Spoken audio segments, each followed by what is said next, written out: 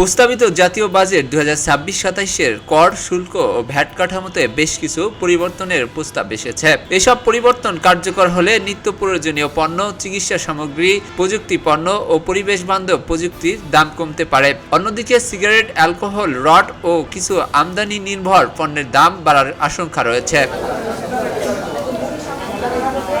Budget প্রস্তাব অনুযায়ী চাল, ডাল, ভোজ্য তেল, মশলা ও অন্যান্য দৈনন্দিন ভোগ্যপণ্যের উপর করের চাপ কমানো হয়েছে। ফলে এসব পণ্যের বাজার দর কিছুটা কমতে পারে বলে মনে করছেন সংশ্লিষ্টরা।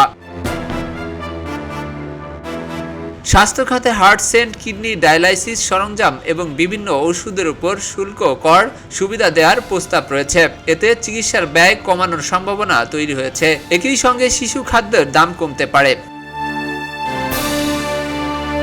প্রযুক্তি খাতের কম্পিউটার, ল্যাপটপ ও মোবাইল ফোনের উপর কর সুবিধা দেওয়ার প্রস্তাব এসেছে। এছাড়াও বৈদ্যুতিক গাড়ি, বৈদ্যুতিক মোটরসাইকেল, পরিবেশ বান্ধব ব্যাটারি এবং সৌরশক্তির সংশ্লিষ্ট যন্ত্রপাতির ক্ষেত্রে শুল্ক ছাড়ের প্রস্তাব রাখা হয়েছে।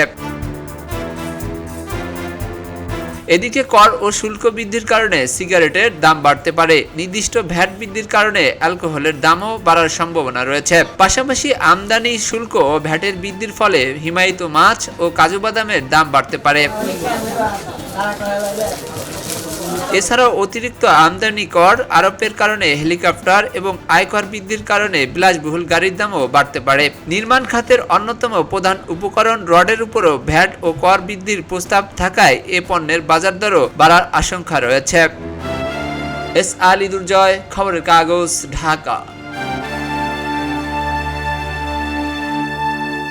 খবরের কাগজ, নিখাত, নির্ভীক, নিরপেক্ষ।